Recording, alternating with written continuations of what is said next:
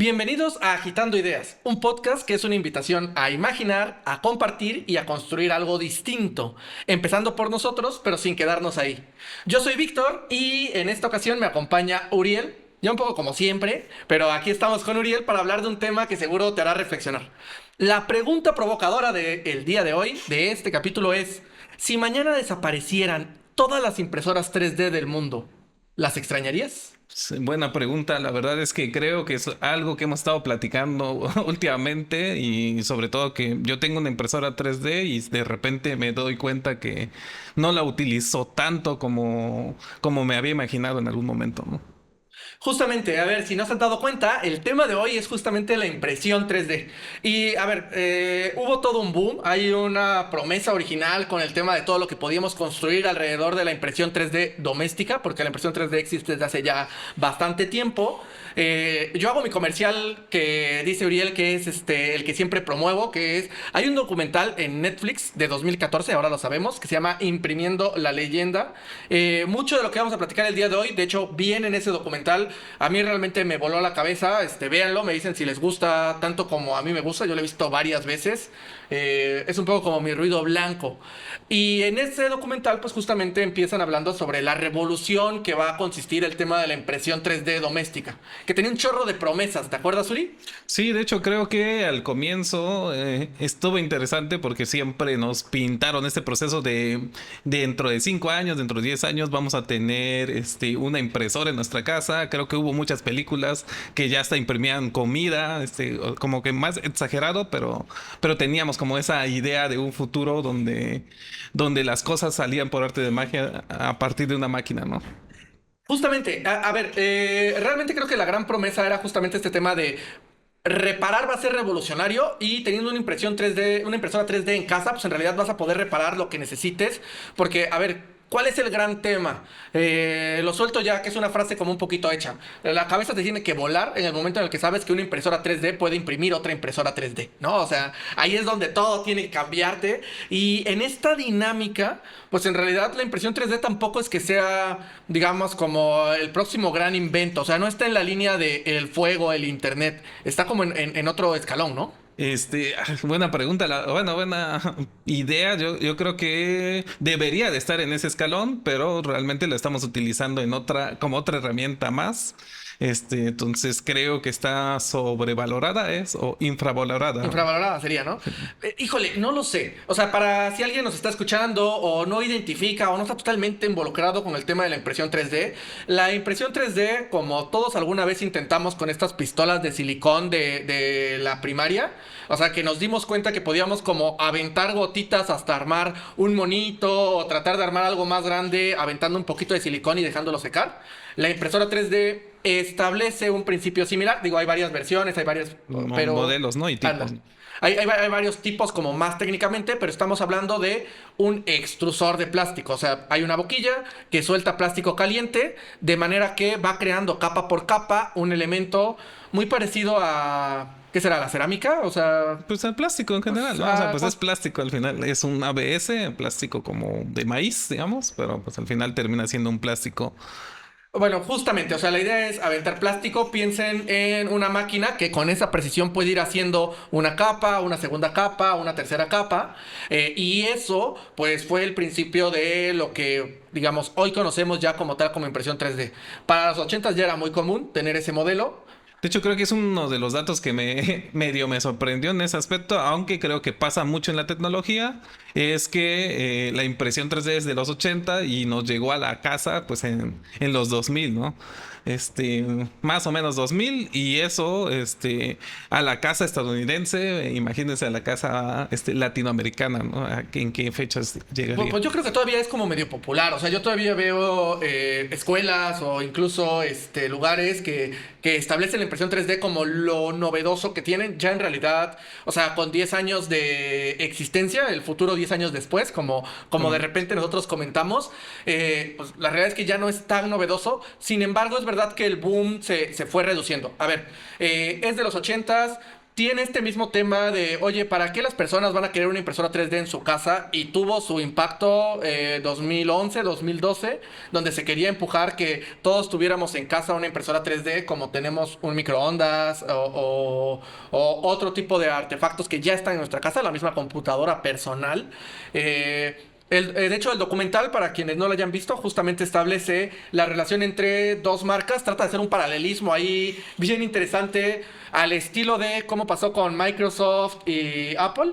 Hace un paralelismo con MakerBot, una de las empresas, y Formlabs, que es otra empresa que usa otra tecnología totalmente distinta para generar la impresión 3D.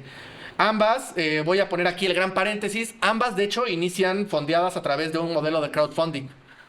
Digo, ahí comienzas que empuja la empresa empuja para que tengamos esas impresoras en casa, pero la verdad era que eran caras. Digo, pasó mucho como en las computadoras en su momento, cuando comenzaron, pues no era un dispositivo que todos podían tener en su casa. Creo que en estos años 2012, Por eso 2014, que de pues 2010 a 2015, hablemos así. realmente eran caras, y pues realmente el que tenía una impresora en casa era como pues alguien que tenía mucho varo o que le iba a sacar un provecho en algún momento o así se pensaba, ¿no? Sí, ¿qué es lo que pasa? Llegan las impresoras 3D domésticas, costosas, pero al final al alcance, o sea, literalmente del tamaño de un microondas y te permiten imprimir figuras de más o menos camas de 10 por 10, o sea, estamos hablando de cubos de 10 por 10 por 10 centímetros, o sea, 4 pulgadas.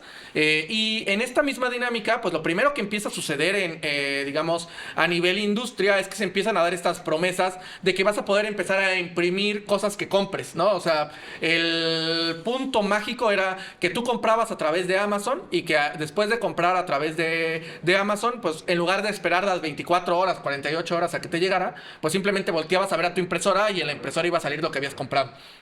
No, esa era la magia que se estaba Sí, pensando. y de hecho creo que en ese momento se rompió esa magia o se rompió esa promesa de, sobre todo por los tiempos de impresión, ¿no? O sea, en algún momento en esas Eran más de épocas. 48. Exactamente, ahorita dices 48 horas, pero pues la verdad es que imprimir algo pues era casi como cuando te conectabas al internet en los 90 y tenías que descargar una Sí, no, o canción sea, la de... dejabas 2 días, 3 días sin bronca. Entonces creo que fue un buen momento. De hecho, también fue como este proceso donde la cultura maker como que agarró todavía más fuerza y decían, oye, aparte de que podemos reparar con herramientas normales, ahora vamos a tener otra máquina más para hacer estas nuevas cosas, ¿no? Crear tus propias herramientas, ¿no? Algo que me encanta de esta dinámica es la capacidad de hecho, el documental también lo menciona, o sea, oye, voy a imprimir un perchero, ¿no? Un ganchito para colgar ropa, y en ese momento, ese es un ganchito de hardware libre, o sea que yo puedo imprimir y tener mi propio ganchito, y alguien más puede imprimir su propio ganchito, y entonces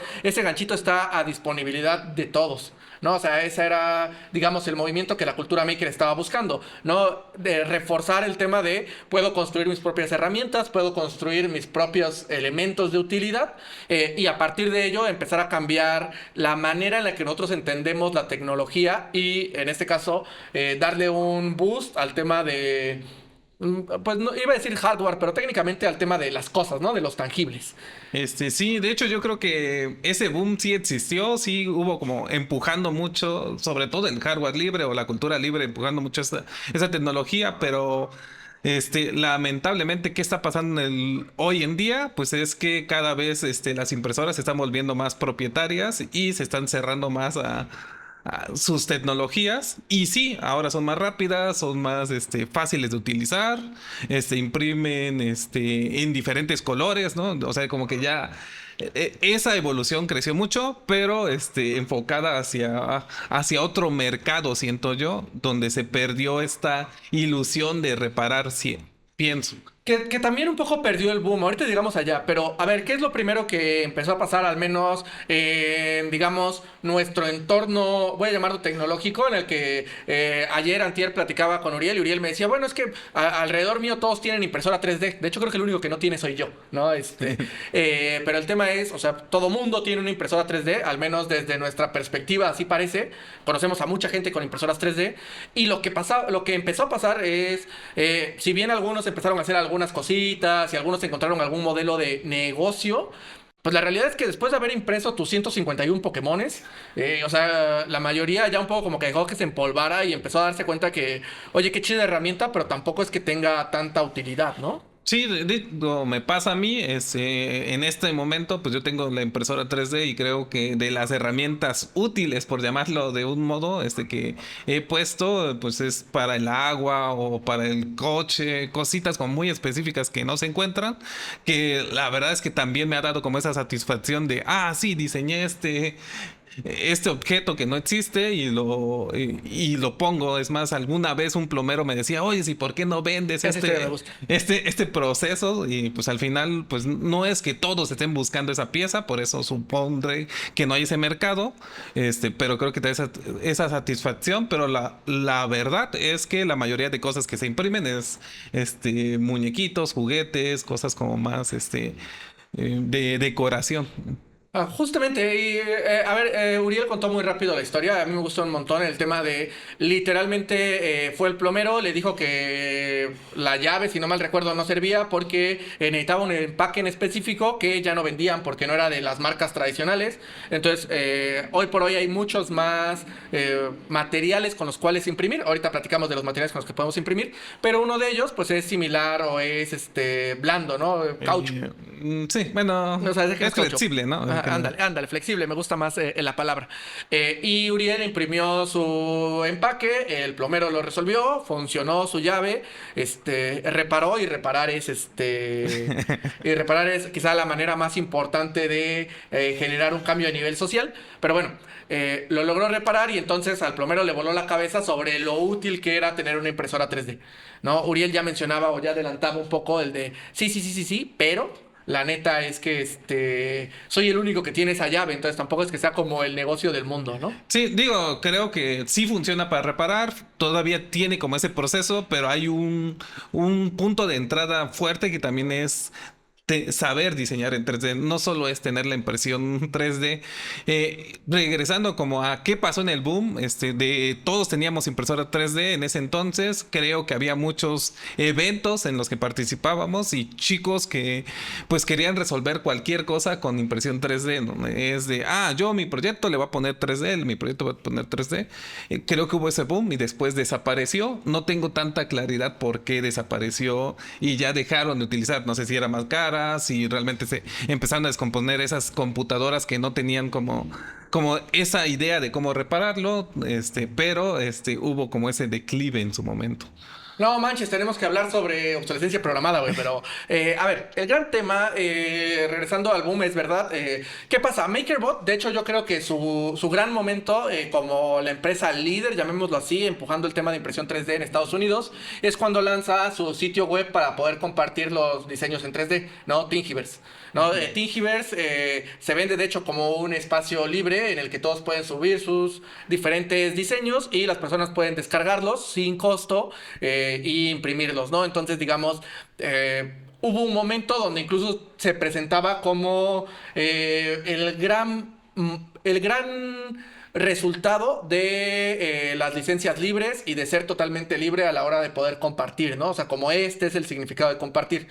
Luego, entremos un poquito a qué es lo que pasa. A ver, Estados Unidos estaba empujando mucho los apoyos hacia el tema de la impresión 3D doméstica, hasta que sucede que se dan cuenta que hay la posibilidad de poder imprimir otro tipo de cosas. O sea, no solamente puedes imprimir muñequitos de Pokémon, no solamente puedes imprimir el empaque que te hace falta, sino también podías llegar a imprimir elementos que podían ser incluso piezas sustitutas de armas.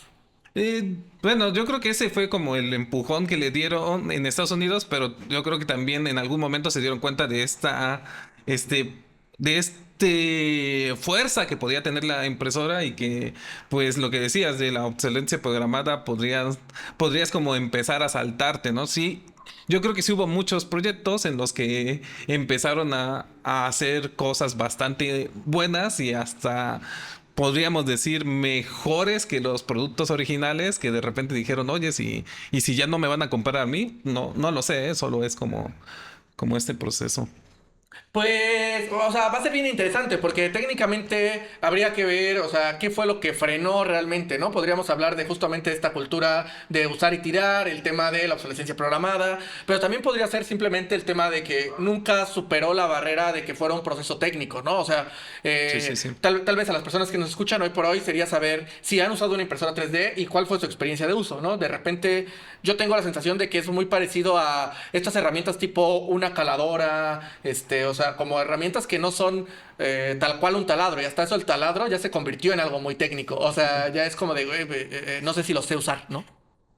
Yo creo que van allá, ¿no? Platicaba yo en un momento este proceso de, bueno, la impresora es una máquina, pero necesitas todavía un proceso de aprendizaje, en este caso modelo 3D, por hacer una pieza, por muy pequeña que sea, o si necesitas algo más especializado, pues tendrías que aprender otras técnicas más, difíciles, por llamarlo, de un modo. Entonces creo que eso también frenó un poco este avance que se hubo, ¿no?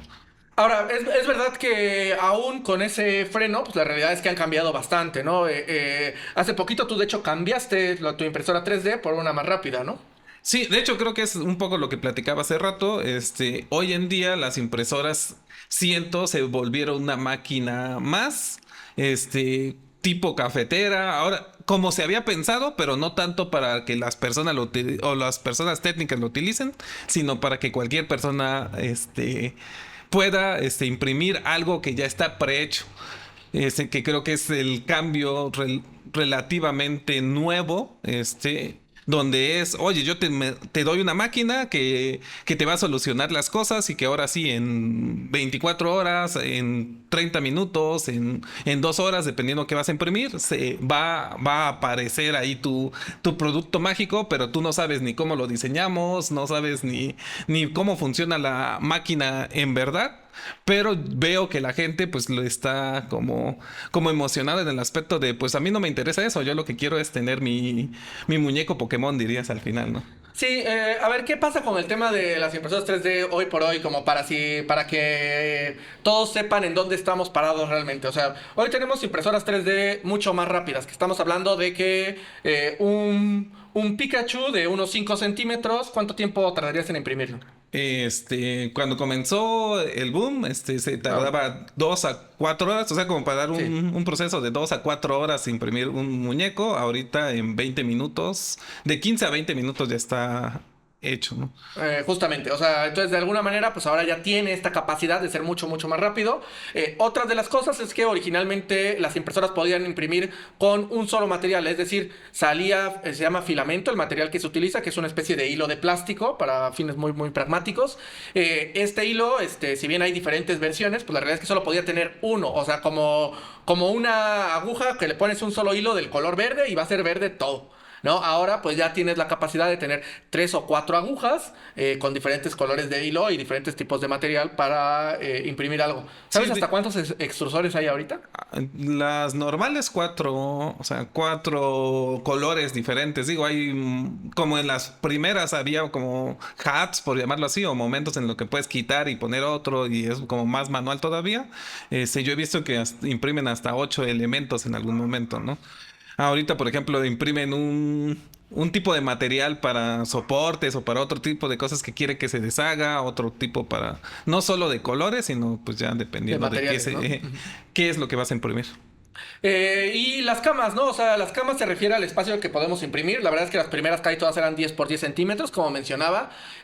Hoy por hoy, bueno, antes era raro encontrar una de 25 por 25, que eran como las grandes. Hoy por hoy en realidad hay varios tamaños. Creo que el estándar será que 30 por 30. Sí, el estándar es 30 por 30, el grande 40 centímetros. Y digo, ya se vuelven las industriales, pero Ajá, pues sí, ya. ya hay otros tamaños, pero la realidad es que ya es mucho más normal ver esos tamaños. También la velocidad ayuda. Incluso las calibraciones, ¿no? Yo todavía, digo, el momento en el que a mí me interesaba todavía la impresión 3D, porque yo ya la verdad es que lo dejé un poquito. Todavía tenías que calibrarla y era así de, a ver, ponle un pedacito de Yurex para que quede más o menos Una derecha. hojita, ¿no? Ajá, Exactamente. ahora sí que vele jugando hasta que ya está bien y no la vuelvas a tocar porque ya va a imprimir o vamos a tener que volver a empezar desde cero la calibración. Hoy por hoy muchas de esas calibraciones ya son automáticas. Sí, justo. Apretas el botón y ya, listo. Apachúrrale y listo, ¿no? O sea, creo que un poco ese es el momento en el que estamos parados en la impresión 3D. Definitivamente, a ver, yo creo que la recomendación de alguna manera es que busquen espacios donde puedan hacer impresión 3D. Nosotros estamos en Oaxaca y hay varios exponentes. Seguramente en ciudades más grandes habrá más espacios. Ahora sí que sí, intenten imprimir su Pokémon favorito, vean de qué se trata y eventualmente, ¿por qué no? Pues impriman la tapa de la licuadora que perdieron, impriman una macetita, ¿no? Vean qué más pueden hacer, porque pues, la realidad es que sigue siendo una tecnología que está ahí disponible y una herramienta que aún podemos hacer uso de ella. Sí, yo la recomendación al final creo que más que imprimen su Pokémon, que creo que es lo que están haciendo la mayoría de personas, es imagínense qué más pueden imprimir o qué hay Yo vi todas las series, güey. Quiero, o sea, quiero un Pokémon, quiero un Digimon. Un Goku. Ándale, un Goku, güey. Mi armadura de caballero del Zodiaco, no manches, ya me vi. Ya me vi.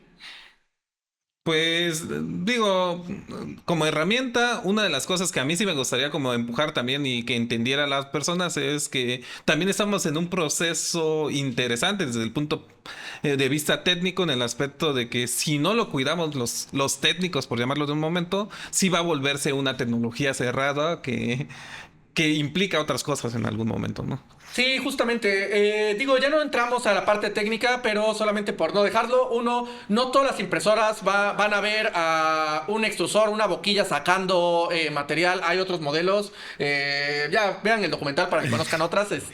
Les recomendamos adquirir impresoras RepRap, que son las que son de código abierto y que permiten también replicarlas, ¿no? Si en algún momento quieren comprar una. De hecho, hoy por hoy, ¿cuánto tendrías que invertir? O sea, oye, escuché el podcast, me gustó, quiero comprar una impresora 3D, le van a dar clic en el enlace de referidos que vamos a poner aquí para que aunque sea nos den 10 pesos.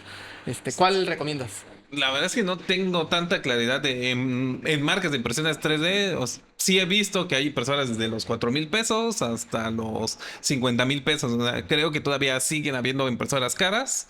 Yo me iría por una Creality, una marca china, pero que es aguantadora en algún momento. Muy bien, pues le vamos a dejar tarea a Uriel para que elija la idónea en un rango bajo, o sea, menor a 10,000 pesos, la mejor relación valor-precio para quien quiere iniciarse en el tema de la impresión 3D y que sepa que esa es una buena recomendación de nuestra parte. Y si tiene problemas o reclamos, pues ya puede buscar a Uriel en sus redes sociales, que son ¿cuáles? Uri el maníaco en todos lados. Eso, mero, VHS Trejo de mi parte. Y este podcast y todo nuestro contenido lo pueden encontrar en @ingeniaoaxaca, también en todos lados. Andamos por ahí, ingeniaoaxaca.com. Y pues bueno, la pregunta correcta es: ¿qué vas a imprimir hoy que realmente mejore tu vida o la de alguien más? Listo. Gracias por acompañarnos. Esto es Agitando Ideas. Somos Uriel y Víctor y este es un espacio para imaginar, compartir y construir algo distinto, empezando por nosotros, pero sin quedarnos ahí.